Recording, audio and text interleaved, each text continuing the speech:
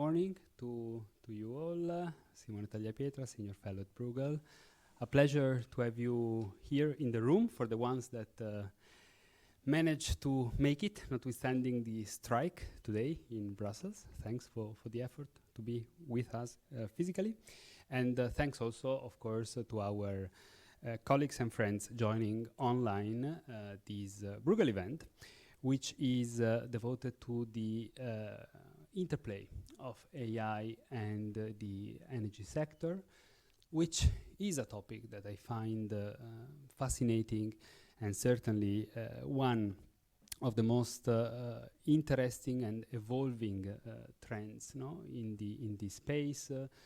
Probably a trend that we still need to fully unpack, and this is exactly also the reason why we decided to pull together this event to try to advance a bit more this conversation here in Brussels. Now, the rapid development and deployment of AI is, as we know very well, reshaping the global economy, and the energy sector is no exception here.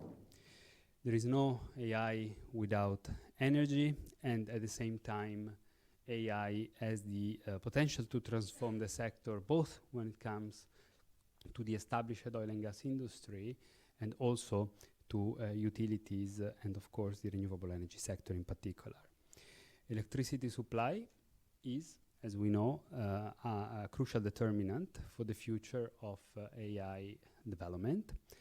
And countries that can deliver the needed electricity at speed and at scale are the ones that most likely will be able to be at the forefront of this transformation.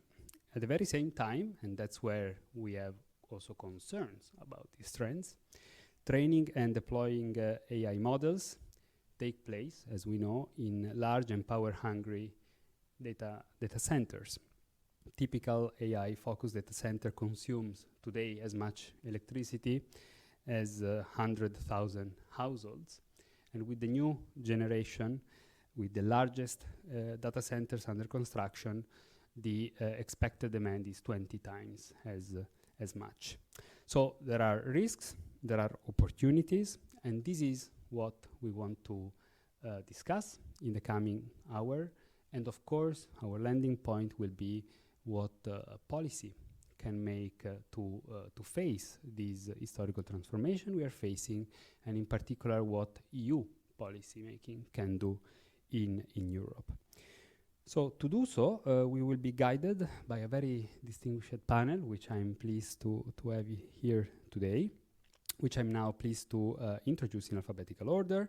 Vincent Berrutto, or Berrutto, I don't know which of the two fits best, Head of Unit for Digitalization at DG ENER at the European Commission, Alex Martinos, Energy Analyst at the International Energy Agency, and one of the co-authors of the major report that the International Energy Agency has produced in this space, which we will hear about again for some in a second.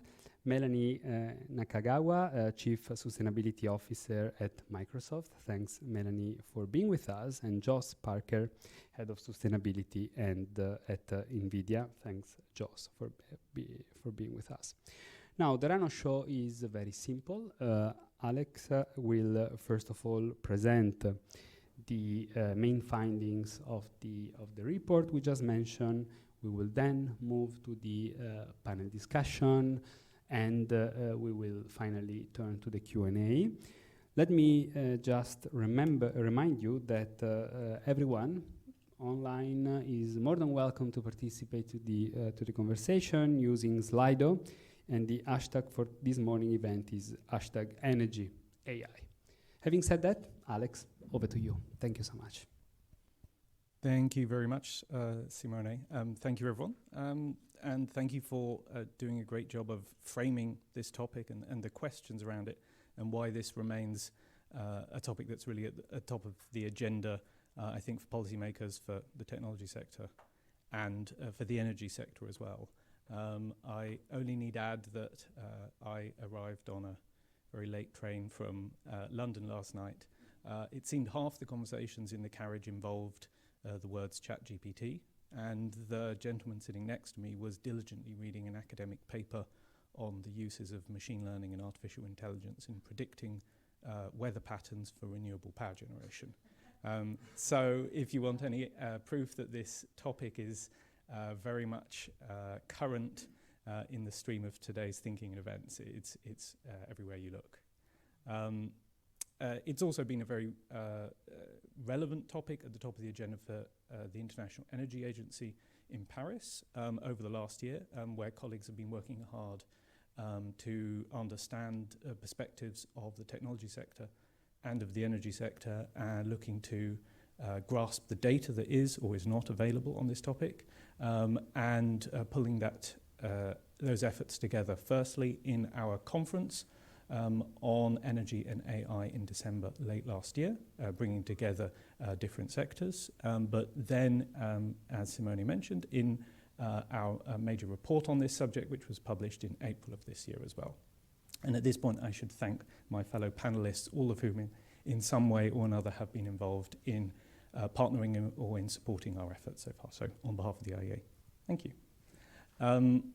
To the topic today, I want to first talk a little bit about the question of energy for AI, so the energy and in particular electricity requirements of artificial intelligence and of data centers, which was one key theme of the report.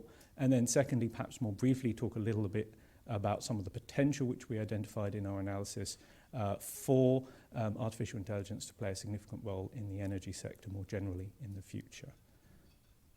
And the first place to start with this is the challenge which our teams faced in trying to understand and trying to assess the energy impact and implications of artificial intelligence in terms in particular of electricity demand.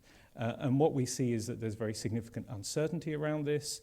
This is reflected in the kind of projections which are available, and to start your morning here is what I hope is the only genuinely unhelpful chart that you will see, based on a range of different studies looking at assessments, in particular for the artificial intelligence component of electricity demand. And as you can see, depending on which study you look at, you can get a very different set of answers. There are various reasons underlying this uncertainty, and they include the nature of the information and data which is disclosed and is made publicly available by data center operators, including about the nature of the artificial intelligence models themselves, but also the degree to which data is specifically available on data center electricity consumption. And also at the national level, so at the IEA we do a lot of analysis of national energy data, and at the moment this component of data is not specifically broken out in more detail. In addition, as we will know, and as you will know from following this in the news, the nature of the technology continues to develop and evolve very rapidly, and that adds additional challenges to the uncertainty moving forwards. Having said that, there is an additional dimension which is worth mentioning, which is the nature of data centers themselves, which are used to run the models on which artificial intelligence is based. We assessed the available information from data centers around the world, and we identified key characteristics, including the fact that unlike other energy-intensive infrastructure, they tend to be located closer to major urban areas and cities. Secondly, that they tend to be clustered more closely together as compared to other, for example, large industrial facilities or natural resources facilities. And thirdly, that they are increasingly large in size. And Simone, I think you mentioned as well, we're seeing the largest data center under construction now 20 times larger than a typical hyperscale data center today, and with the potential to grow significantly larger again. The additional point alongside this is that as well as growing rapidly, data centers can also be deployed rapidly. Typically, that can be done in under 2 years, as compared to the development of power sector infrastructure, which can take many more years than that. So there is a potential mismatch there. These factors together add to the challenges for integrating data center capabilities on which artificial intelligence rely into today's electricity systems and power grids, and are a key part of the challenge. So with that underlying information, what our teams did was to compile a unique data set and to pull together an assessment, firstly, of data center demand for electricity today and around the world, and then secondly, to look at the potential implications and projections for how this might develop in the future. The first point to say is that we have seen a notable growth already in recent years, in particular since around 2017, in electricity demand for data centers. And overall, globally, the demand has grown to around 400 terawatt hours today. In addition to that, we see a further likely increase of demand, more than doubling to 2030. So this takes us to around 1,000 terawatt hours, which in our standard unit of measure at the IEA, 1,000 terawatt hours equals one electricity demand of Japan today. So that's an idea of the scale that we're looking at here in our core case. And in very simple terms, what is underlying this, and this is to some extent a simplification of a complex picture, we see that there is continued growth in demand from a wide range of uses for data centers, everything from social media, media streaming, increasing use of the cloud and other capabilities across the board. But our assessment is that more sophisticated accelerated servers, which are optimized for artificial intelligence, are already driving growth and are likely to grow significantly more rapidly and drive the majority of growth out to 2030 and 2035. In terms of the model, the only thing I would add here is that I think we have the most robust data and projections out to around 2028. So we have confidence in the projections, although with additional caveats out to 2030. Out to 2035, I think, is still not a long-term view for the energy sector, but is a long way into the future for the technology sector. So that's as far as we've looked with this. I guess a couple of additional points of context here. One of them is, at a global level, how big are these numbers?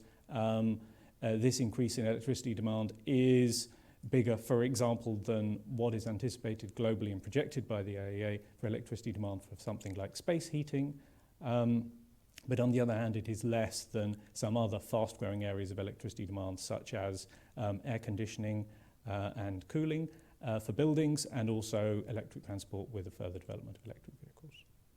The other point which this global analysis clearly doesn't tell us is the geographical distribution. So the vast majority of this, or I should say, the largest share of this growth by a long way remains in the United States, followed by China, with Europe as the third major geographical region of continued growth. But clearly, given the factors which I mentioned earlier, and in particular the geographical clustering, the impact in terms of integration of these facilities into power grids is far more pronounced in very specific regions. I imagine by now you will have all heard that for example, in Ireland, around 20% of all electricity consumption is now used by data centers. And if you move below the national level to regional state level, in the United States, the state of Virginia, I think the latest numbers I heard are around 25% of all electricity consumption. So these issues are much more focused and significant at a local or regional level. A simple overview then of how might this be met based on our modelling and assessments. I guess a couple of key points here. The first one is that the largest single share of this additional electricity demand we project is likely to be met by renewable power generation. This reflects the fact that renewable power generation is increasingly competitive on cost in most regions around the world, can be deployed more quickly, and as I mentioned earlier, pace and speed is an important part of meeting this challenge. And the emissions profile of renewables is something that is also aligned with many of the objectives of the technology sector too. However, there will be need for other forms of power generation too, including dispatchable power generation, and therefore in some regions of the world we see that some of this additional demand is likely to be met by other sources, including natural gas and coal-fired power generation. There's also an important role for nuclear to play in several regions around the world. This can be through extending the life of existing nuclear power plants, and we also know there's significant interest from the technology sector and from data center operators in the potential for deploying small modular nuclear reactors as well. As you can see on the right-hand side, the geographical split based on this modelling work of the power generation mix required is something that varies significantly. So in the United States, the low cost of natural gas means it is likely to play a significant role in meeting this additional demand. You can see that in the left-hand bar. On the right-hand bar, you can see in I think it's a brown colour, that in China, given the clustering of data centres typically in the east of the country, where the power grid remains very much dependent on coal, we see a significant role for coal is likely to be the case. And in Europe, given the rapid decarbonisation of power grids projected to 2030 and 2035, we see the majority of additional demand being met by renewables. One thing I've not touched on here is, in the case of renewables, the challenges but also opportunities in matching the variability of renewable power generation with the requirements of data centres, but perhaps that's something we can come back to. A quick thought here on what does this mean for emissions. Carbon dioxide emissions from power generation required for data centres today is around 180 megatons, million tons of CO2 per annum based on our analysis. So that is less than 1%, in fact so it's around 0.5% of global CO2 emissions related to energy usage. We project that growing to over 300 million tonnes by 2030 before declining slightly in this core base case that I've been showing you so far. So, as I said, in terms of context, up to around 300 million tonnes gets you to closer to 1% of global emissions. Is an interesting question of whether that counts as a big number or a small number. It's clearly significant, but it's clearly not in itself the largest component of global energy-related emissions, indirectly. What is important, though, is that this is potentially an area where we see continued growth in emissions and a large component of additional growth out to 2030. So in this case, this puts data centres alongside what are typically regarded as harder to decarbonise areas and sectors such as aviation. I've also shown here at the top on the right-hand side the increase in emissions in a higher case. So we see the potential for demand for electricity for data centres to vary depending on a range of different factors, whether it's macroeconomic, technological development, or other elements that could vary. So we have included in our analysis a range of scenarios, including ones in which there are greater challenges to the adoption of artificial intelligence or greater challenges in terms of being able to connect data centres and facilities to the power grid, in which we could therefore see a slower growth in demand. But we also see and have projected scenarios in which demand grows more rapidly, the take-up and commercialization of artificial intelligence applications is more swift, and there are fewer challenges or bottlenecks. That's shown in our liftoff case, and that results in an increase rather than around 300 million tonnes, an increase to around 500 million tonnes, or closer to 1.5% of global emissions by 2030. I'm going to pause here on the data center side and just talk more briefly about the other side of the equation, which is the energy sector and what could artificial intelligence do to provide benefits there. So here's a quick picture of what the energy sector looks like globally from a data perspective. This is to show you that there are multiple components of what goes in the left-hand column and what comes out in the right-hand column. This is a very large system, 600 exajoules, 650 exajoules globally. Primary energy supply is a very significant number, but also very capital intensive, with investment of anything up to around $4 trillion annually in capital expenditure in the energy sector globally. What is also important is that this is a sector that is becoming more complex and more interconnected in a variety of different ways. A few simple illustrations of this. So firstly, it's becoming more electrified. This yellow line shows you the share of energy consumption which is met through use of electricity globally, and how that is steadily increasing and projected to increase more rapidly with increased electrification of end uses in the coming years. Secondly, a more dramatic increase is the rise of variable power generation from renewables, so solar power and wind power in particular, and from near zero as a proportion of the global power mix at the beginning of this century is now growing faster than any other power generation sources globally.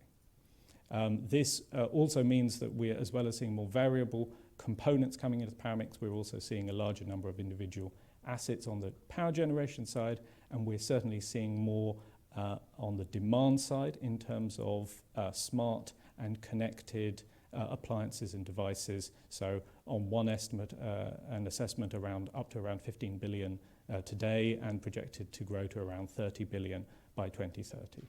So all of these factors taken together means that we now see a more electrified, more digitalized, and more interconnected energy system. And that, or those components combined together, provide a landscape in which there is potentially more role for artificial intelligence to play.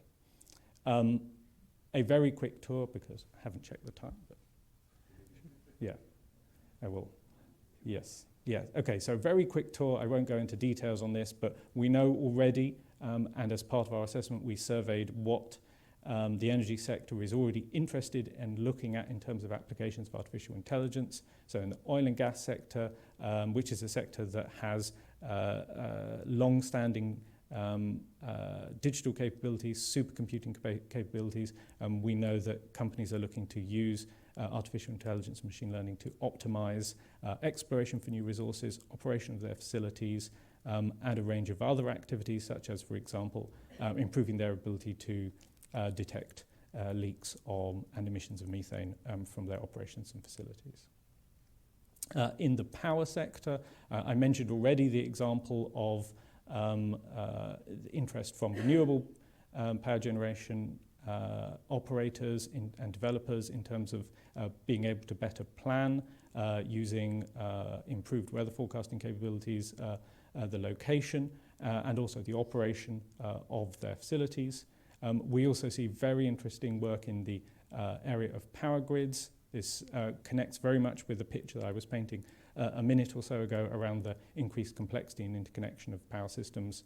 There is a role in particular which colleagues were looking at as part of the analysis for this report of artificial intelligence being used to optimize the use of power grids through dynamic line rating, which can lock significant additional capacity without having to construct new transmission and power grid infrastructure. In end-use sectors, such as in industry, there are a variety of applications already being examined and deployed. Basically, here we're looking at the ability, above all, of artificial intelligence to help optimize industrial and manufacturing processes, typically to reduce energy consumption, which has benefits in terms of costs, has benefits in terms of competitiveness, and has benefits in terms of emissions too. Our assessment is that wide-scale application of today's artificial intelligence capabilities in the industry, if rolled out more broadly, could result in energy savings of around 8 exajoules, which is, roughly speaking, the total energy consumption from all sources of Mexico today. So the potential there is significant. And just finally, there are similar and equivalent potential applications in transportation, building sectors, whether that is running intelligent building ventilation, heating and air conditioning systems more efficiently, or operating transport fleets more efficiently too. The final point, which I won't cover here, but we can talk about more, is the potential role for artificial intelligence in innovation. We've already seen that in other sectors, and it can apply significantly to the energy space too, and I think there's untapped resources there. Maybe I will leave you for a second, not so much with this emissions picture, which we can debate if we would like, but with a thought on challenges, which I think will bring us hopefully towards some of the policy questions. The first one is, where are the barriers? So across where the barriers and challenges are for use of AI applications in the energy sector. The first one is, what do companies say are the challenges for not using artificial intelligence?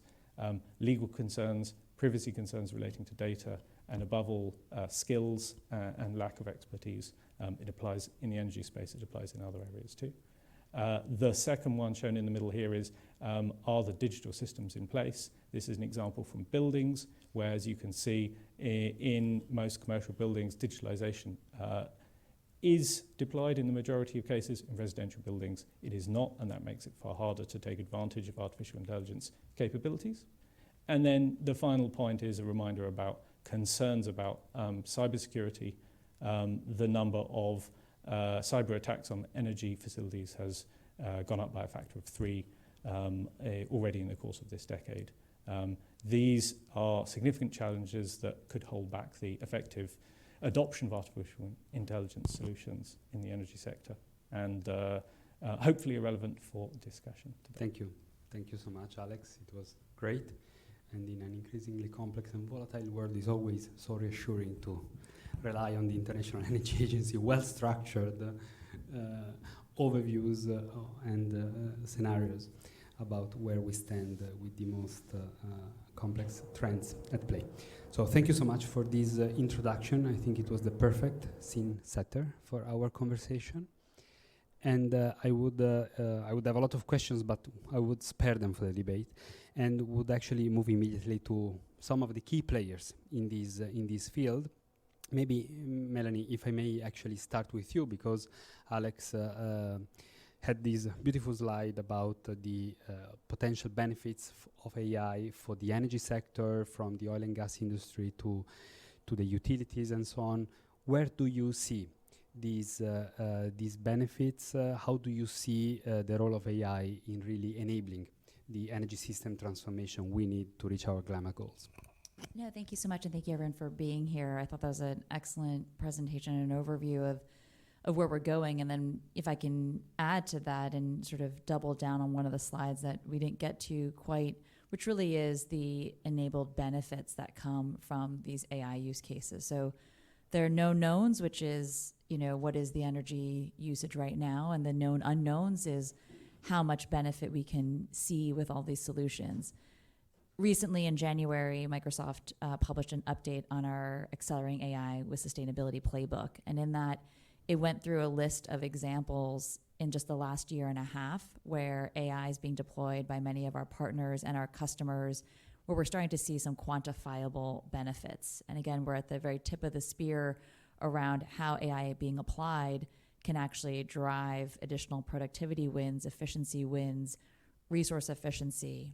So just a couple of examples that help contextualize what you saw on that last slide of some of the different areas that we believe is just the beginning of the use cases. And we continue to partner with others to expand on these, and we're starting to see more and more of the results.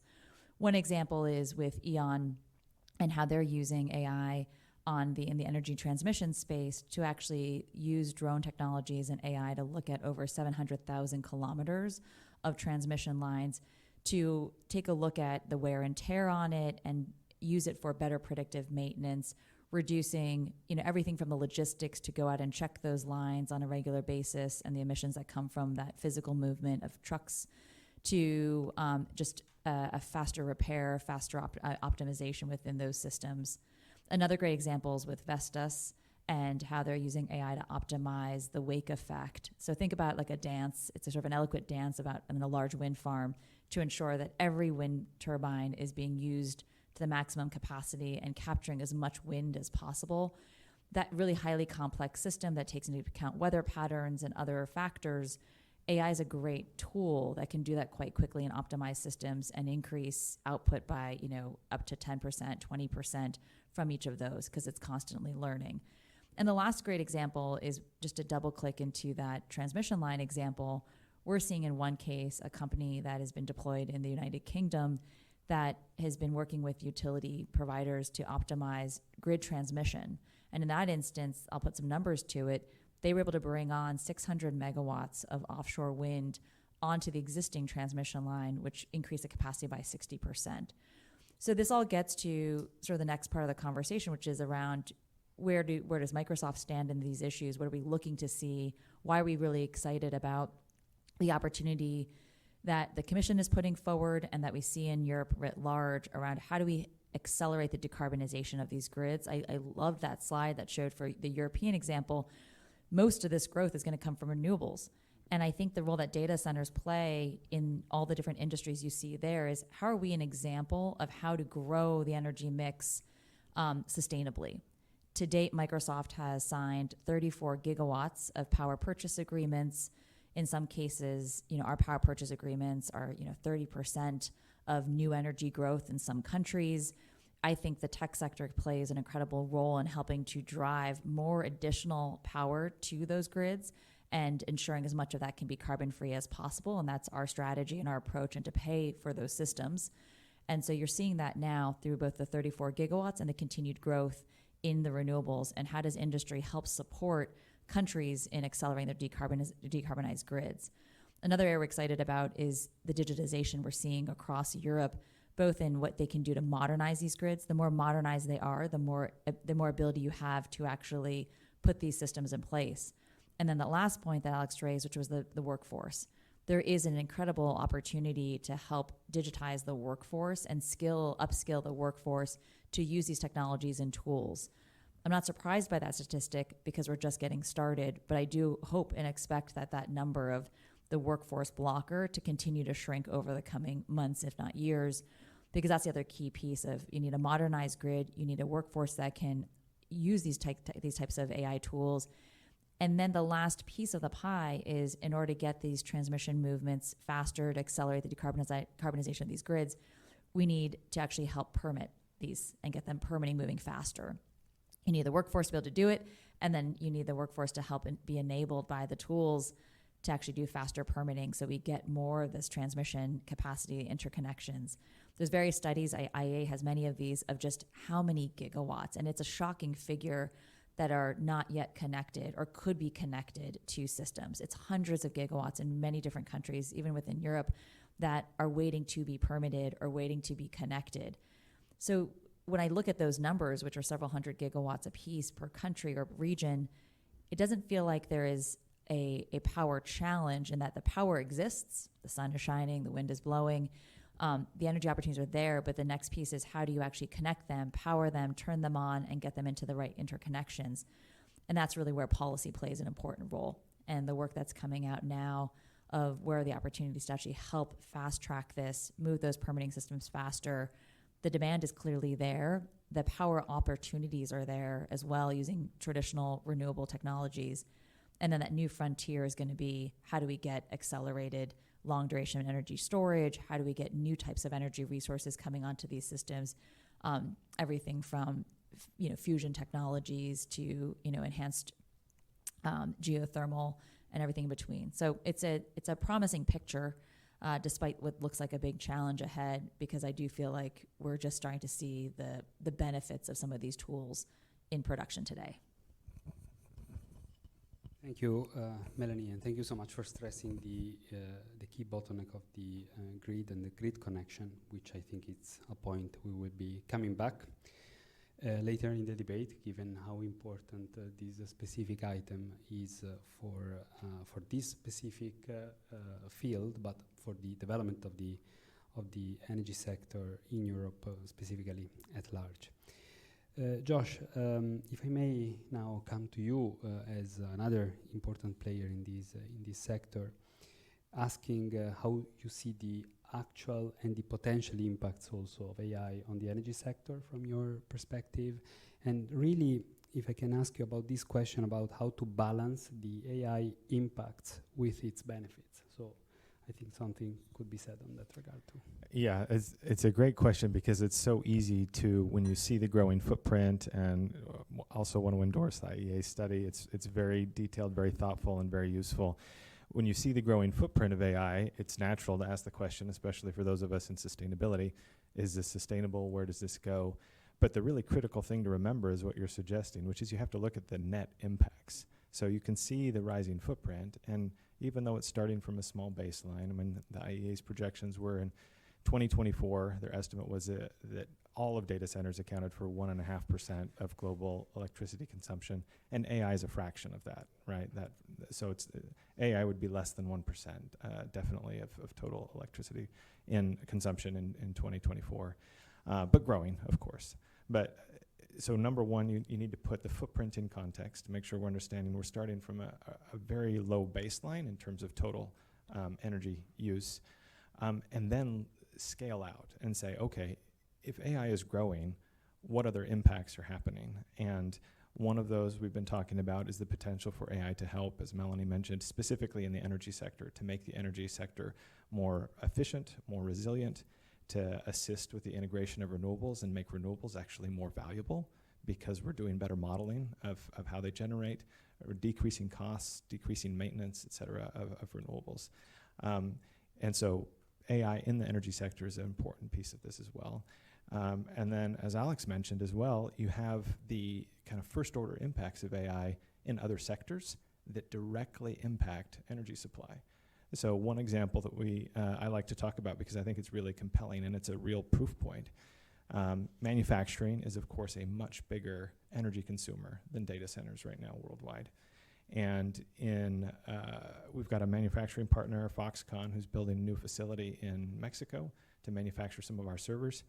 And because they used AI and a digital twin on the front end of that manufacturing facility design, they're forecasting a 30% reduction in energy consumed in that manufacturing facility over its lifetime.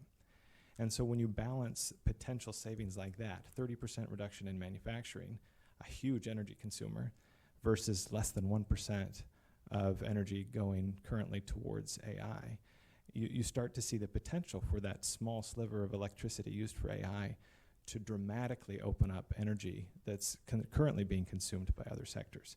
So it's of course hard to forecast this. How does this play out? How long does it take for us to modernize manufacturing and transportation and buildings and so forth?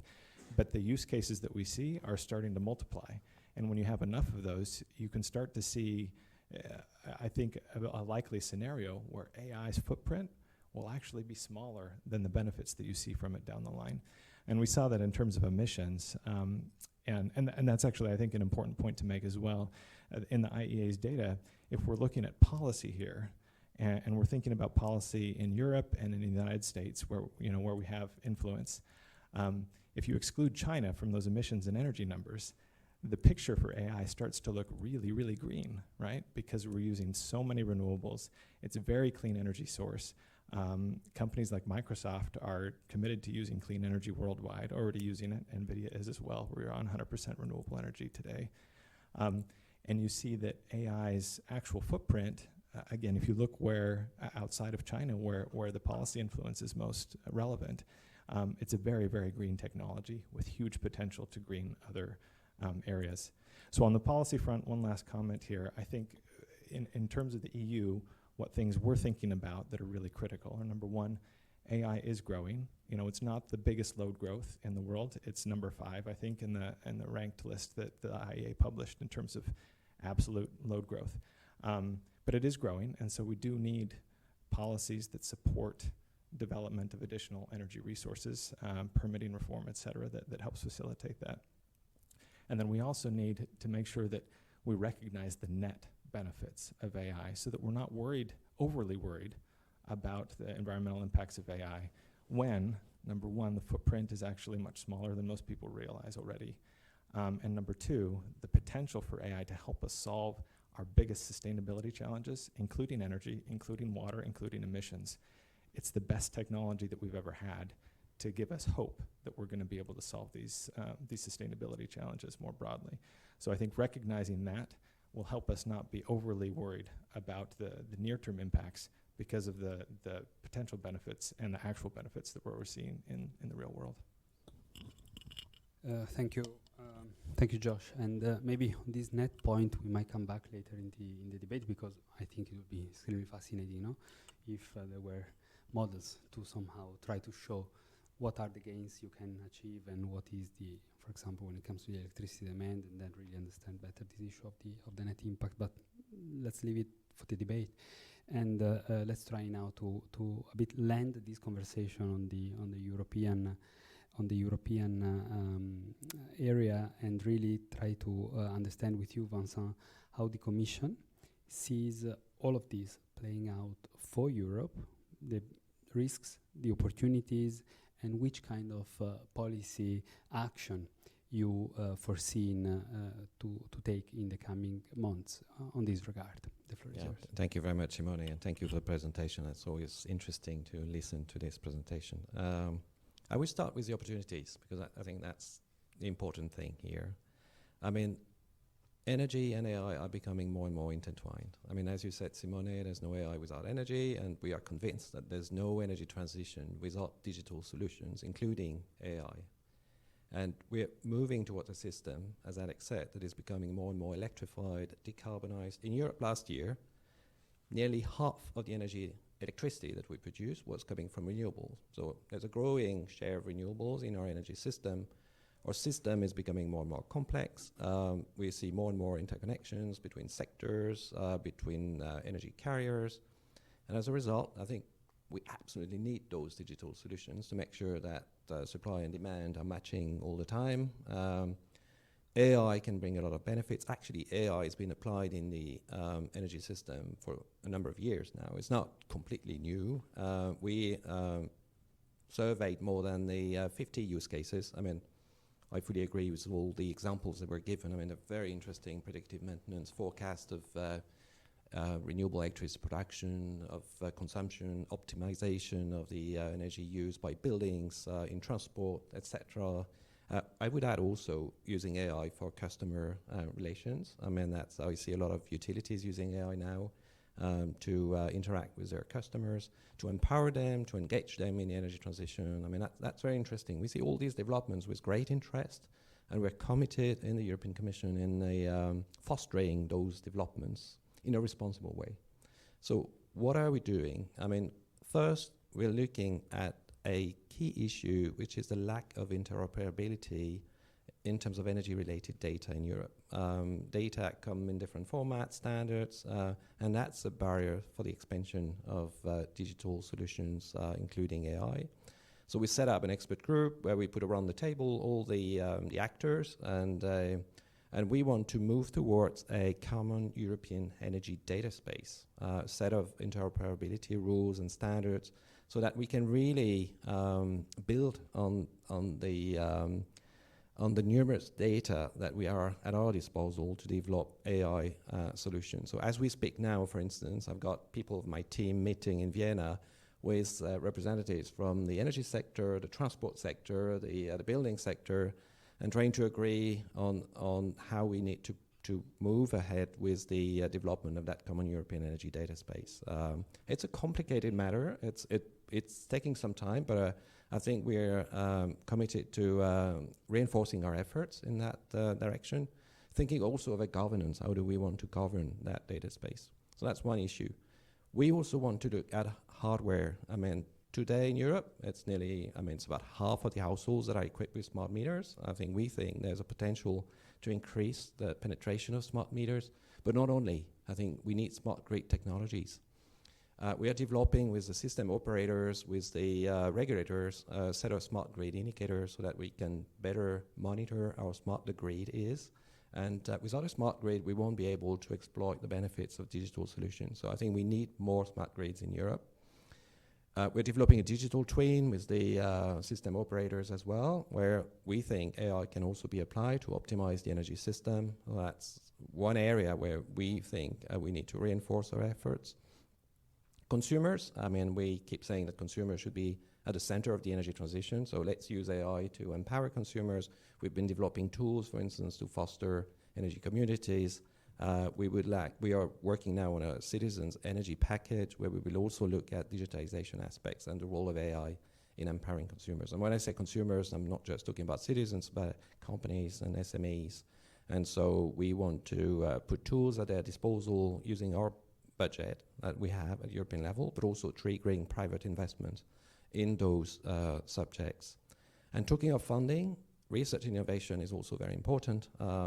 We have supported through our Horizon Europe program a number of projects addressing the use of AI in the energy system.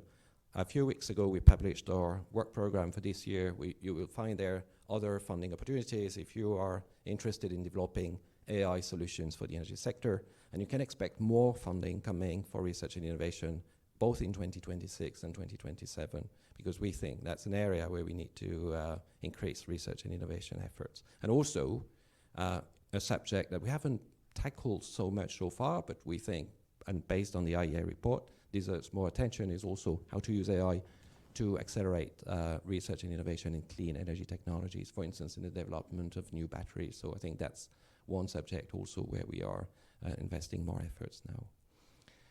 Coordination is very important at the European level. So I think that's also something we've been working on, with the member states, giving them recommendations on how to invest in digital solutions to make the their energy system safer, cleaner, more competitive.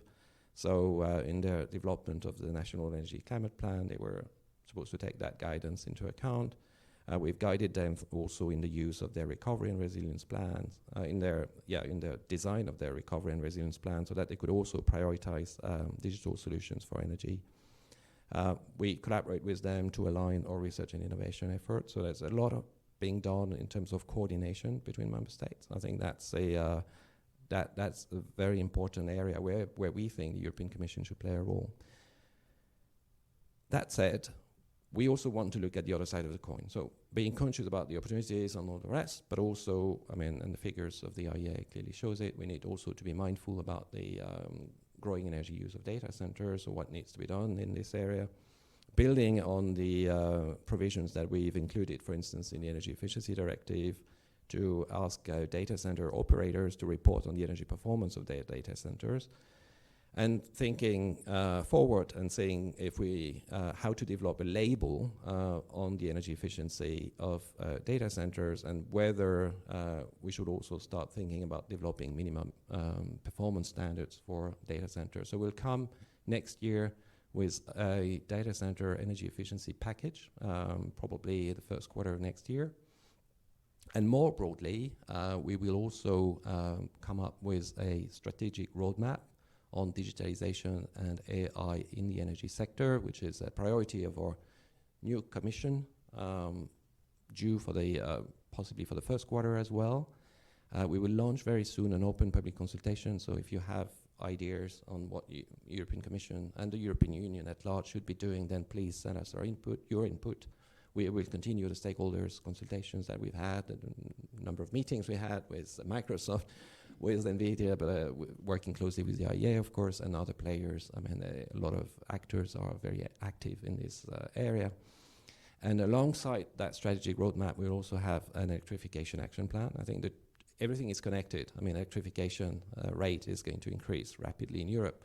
So that electrification action plan needs to look also at the linking that to the development of AI and our strategic roadmap. We'll have a great package before the end of the year, which will look at permitting issues, a very important issue for data centers, I know, and expansion, modernization, but also digitization of the grid. So that's coming in a great package. And heating and cooling strategy next year, also looking at waste heat recovery in data centers. So that will be part also of the study. That's all for what concerns the energy-related initiatives. But let's not forget also that there's a number of initiatives that are cross-sector, but nonetheless very important for the expansion of AI in the energy sector. I'm talking about the Apply AI strategy, which will come before the end of the year, which will address the expansion of AI solutions in all sectors, including energy, and we'll have a separate chapter on energy. And I'm talking, of course, since we're talking a lot of data centers, I'm talking also about the Cloud and AI Development Act, which will also come, and which will aim at tripling the capacity of data centers in the next 5 to 7 years, and where we will be looking also at the energy efficiency issues, because tripling is needed. We need more data centers, we need more gigafactories, but we have to make sure that they develop in a sustainable manner. So all this is a package of measures that we hope will help us reap the benefits of AI in the energy sector while addressing the interesting challenges. I mentioned the energy use, of course, but I should mention also cybersecurity issues, which we'll be looking at. Thank you, Vincent. Sounds like a lot on your plate for the coming months, and it will be good to follow up on on some of the individual pieces you mentioned. And by the way, on the cybersecurity, we might also want to come back because that stands as a key issue here. Alex, can I come back to you on that net dimension, which I personally find extremely interesting, and maybe, if I recall correctly from the old reading of your report. There was a part related to the potential trade-offs between data centers, electricity consumption, manufacturing growth, affordability of energy prices for households, if we don't manage this sector well. So about the net, about the trade-offs, can you maybe develop a bit more these areas? Sure, happy to. Maybe before I do, just briefly, because it's something I didn't say much about, on what Vincent, you said about innovation, because that's also something we have explored in quite a lot of detail. And that's an area where there clearly is a lot of positive potential for the application of artificial intelligence. So we know that in other sectors, like in pharmaceuticals, that artificial intelligence is being used to map and sift through huge numbers of potential permutations of molecules that can be used to identify those that have greater potential to have benefits in medicine. We see some signs of equivalent applications in R&D in energy. So, for example, in solar panel technologies, again, looking through multiple different combinations to identify the most promising for further research, and again, in an area like battery chemistries, battery cathode chemistries, we're seeing some examples of artificial intelligence being used in these ways. I think that comes with a note of caution that from our research we found that only a very small proportion of energy technology startups, energy technology patents currently appear to be incorporating artificial intelligence in what they're doing. So our sense is that the energy sector is, if anything, perhaps moving slowly in that particular aspect and could do more. To these various balances and trade-offs, I guess there's two things to consider. One of them is, could there be challenges at the level of the power grid that could start to be presented if we see continued rapid growth in data center electricity demand, particularly in areas where there are significant clusters and where the power grid is struggling to keep up. I think there are clearly some concerns about that already, and that's been reflected, including the policy landscape, where there have been slowdown in approvals or even moratoria imposed on the development of new data centers. It is also, has to be put in the context of the fact that overall global electricity demand is growing fast, growing at more than 4% annually in 2024. So there are many other sources as well that are calling on that. But that can certainly create a potential challenge for policymakers if we start to get to the position where there are a range of different calls on limited resources. To the broader question of the balance around emissions, I think at the IEA we have what we hope is an even-handed perspective on this. So firstly, as I described, we have identified the potential increase in emissions from data centers, which, as I said, in the upper case is something like 0.5 gigaton of overall emissions by 2030. As we have discussed, there are a range of potential applications across the energy sector that could bring potential benefits and result in reductions in emissions. That is slightly harder to analyze, but we have made an assessment based on looking at where we see the most promising applications that exist today and where they could be applied in a widespread way based on a realistic assumption of where the opportunities and possibility of rolling those out are. So, for example, where there are buildings with a relevant digital capabilities already available. That gives us an estimate of something roughly 3 times the size in terms of emissions reductions, which could bring us to the more positive picture, Josh, you suggested is certainly possible in terms of the benefits of artificial intelligence outweighing some of those costs, if you like, in emissions terms. That comes with, I guess, 2 notes of caution. The first one is that widespread application case can only take place if the kind of barriers we've been discussing, whether Melanie's, we've been talking about skills, Vincent, you talked about the existence of the digital infrastructure, anything simple as smart meters, it could be, and also the requirement for things like common and wider availability and access to data and governance around that too. So if those barriers can be overcome, then that kind of benefit can be achieved. The second note of caution, that's my last point, is there is an additional unknown set of potential impacts and implications, something we've only briefly started to explore in our research, which is much harder to get a handle on and much harder to put numbers around. And at the IEA, we'd like, where possible, to be able to put numbers on things. And that is the possibility that through the application and development of new technologies around artificial intelligence, we see further impacts and implications in terms of energy consumption patterns that we can't predict and that could have a range of different consequences. So 2 simple examples. One of them is, as well as the benefits that we're talking about in areas like manufacturing, for example, we also know that sectors like the oil and gas industry are using artificial intelligence to improve the accuracy of their drilling and improve the efficiency of their operations. So that has a potential to reduce their production costs, and that could have implications, for example, for consumption of their products in the future. That would have emissions implications. And a second example could be around something like the development of autonomous vehicles, something that could be supercharged by the development of artificial intelligence technologies that could encourage, conceivably in the future, people looking for transportation options to shift away from other options such as public transport towards use of autonomous vehicles. And that could have energy consumption and emissions implications too. We haven't put numbers around that. We don't know the scale of that impact, but we think that needs to be something that people are at least aware of as well in looking at this as a full picture.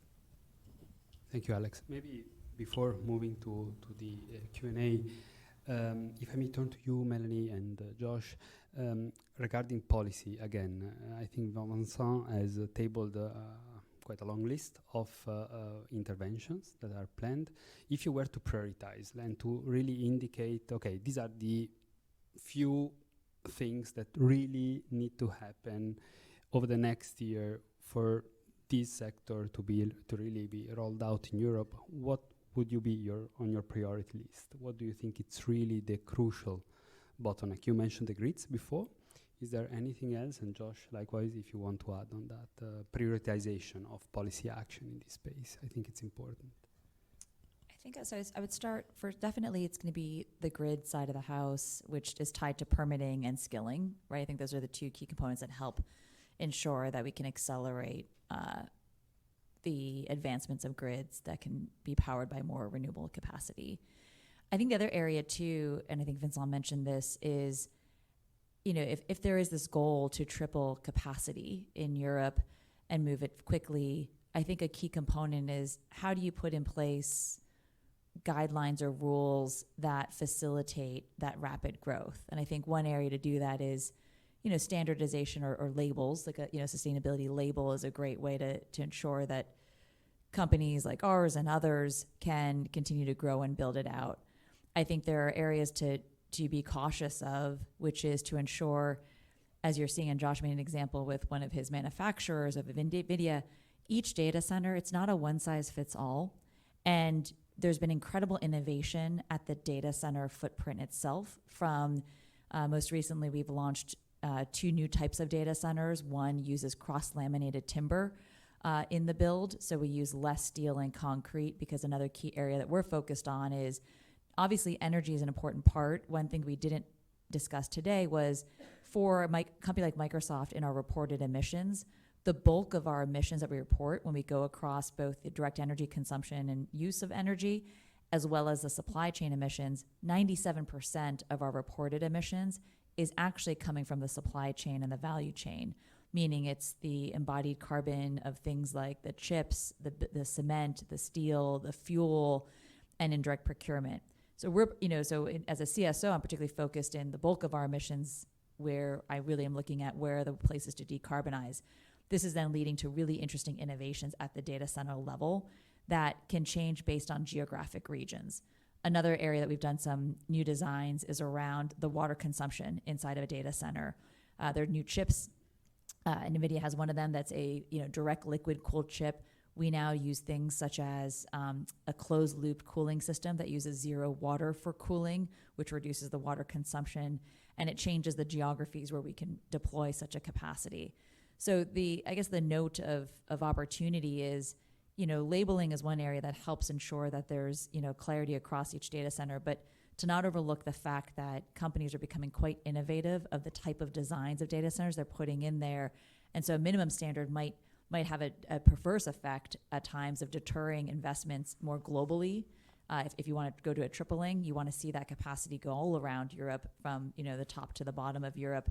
And so being able to allow companies to be innovative in how they design and build throughout the region is an area that we're really excited to see the ability to grow that capacity in that space. To date, Microsoft has announced we want to increase our data center capacity by 40% over the next 2 years, and a lot of that is going to be driven by, you know, where that opportunity can be to continue to grow and power them on clean energy assets as much as possible. So those are some areas. Thank you, Melanie. Josh. Agree with the kind of headline, which is the grid is critical. So for AI, you need data and you need energy, and the roadblock really to siting of large AI data centers is energy. So that's at the top of the list for sure. The only other policy thing that's really on our mind is making sure that we don't end up inhibiting the deployment of AI because we're concerned about its sustainability. Something we haven't talked about yet is how much more rapidly AI is becoming energy efficient than really any other technology that I'm aware of in history. So just in the past 1.5 years, for example, NVIDIA's systems are 25 to 30 times more energy efficient for LLM inference. So in just one generation of our product, we've reduced energy for the same workload by 96% or more.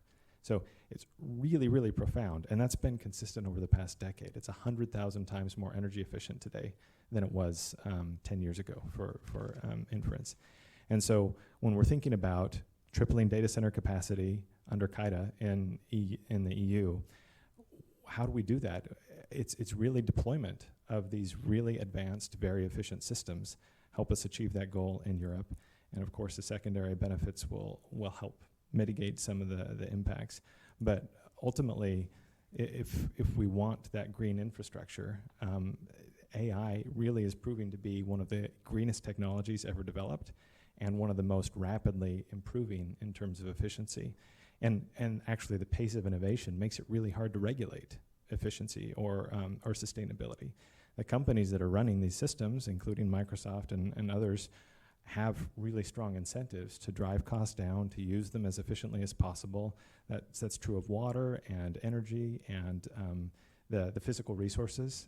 It's another one of the trends is something that used to take a data center's worth of infrastructure, a compute project that would take a data center's worth of infrastructure, we now condense down to a single rack. So the physical requirements, the steel, the chips, everything, it's becoming more and more dense.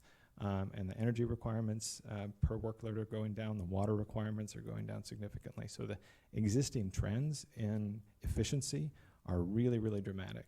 So the last thing we want is for us to try to enforce sustainability in a way that could actually create incentives that make it harder to innovate and to continue down the path that we're already on, which is, like I said, I think the most dramatic improvement in efficiency that we've seen in the history of technology.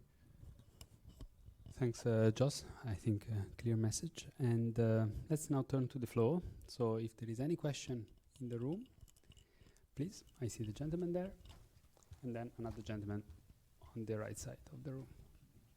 Yeah. If you can just identify yourself. Thanks. Hi, I'm Carl Heinemann, UK mission to the EU. I'm not an energy expert at all, so forgive my ignorance. I cover AI and sort of tech regulations, but I was really interested in energy storage and whether that plays a role at all in all of this. NVIDIA and Microsoft saying want to use 100% renewables. Do you sort of think about batteries and other ways of storing energy? It didn't sort of really come up in the IEA presentation either, but to me that sort of strikes me as one of the big things for using renewables at scale is to be able to store them somehow when you've got excess. Thanks.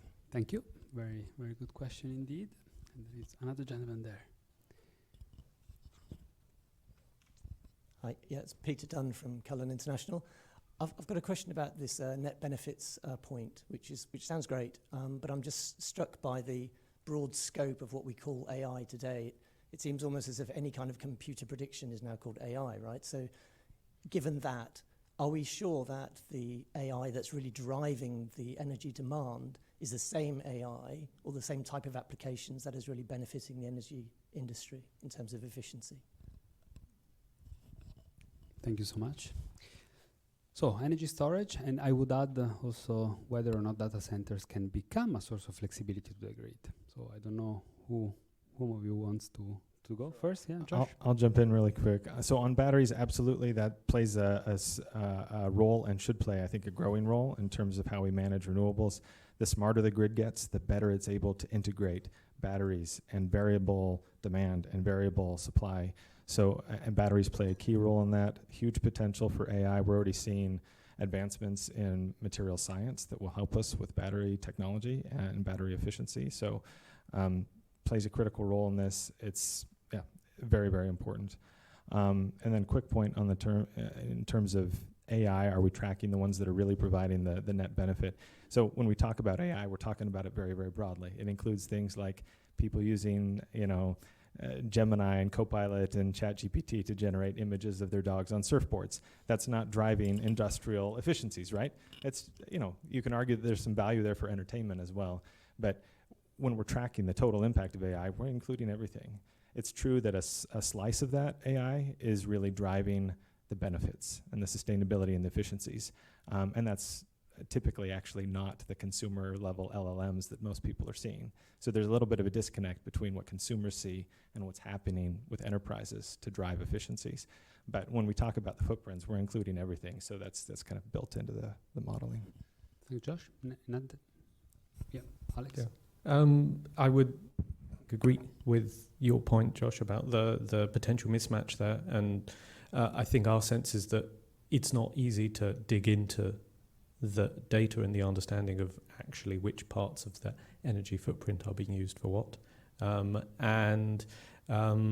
Perhaps not the place of the IEA to pronounce on this subject, but in our future forward-looking analysis, the kind of question we might ask would be something like, which of these artificial intelligence capabilities in the long run are profitable and are therefore continue to be invested in at scale, because I think at the moment we're probably, and colleagues in their sector will be able to, will know a lot more about this than I do, but at the moment we're probably in a phase where a lot of things are being tried without a lot of investment behind them. We may in the future move to a phase when some of these things will make more money than others, and we'll see further investment, and that might give us a clearer picture of what some people might say useful and what isn't.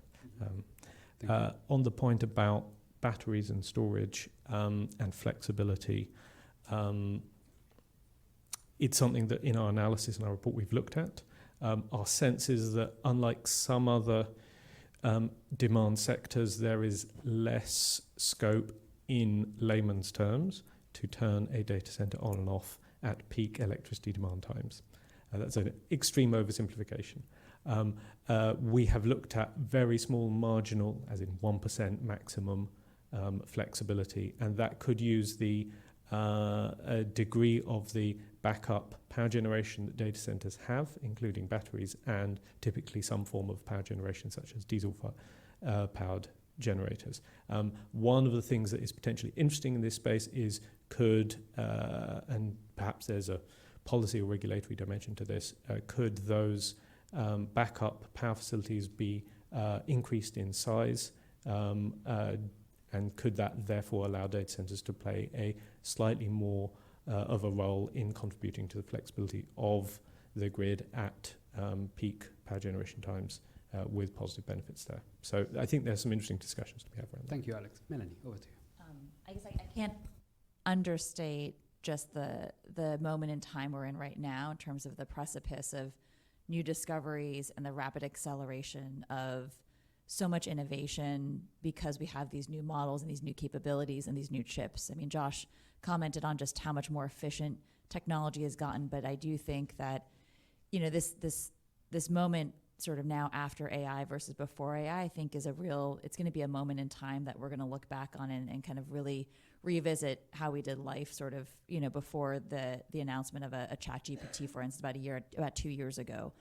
And so to your point about long duration or battery storage, we've started to apply AI to find, you know, this is the breakthrough everybody needs. For renewables to no longer be an intermittent source of power, you need a breakthrough in long duration battery storage, which currently does not exist at scale or commercially viable. So we partnered with the Pacific Northwest National Laboratory, a US government laboratory in the United States, and looked at if you used AI in the scientific discovery process, how much faster could we go? And so in that project, they looked at trying to create a better battery that uses less lithium. That was the ask.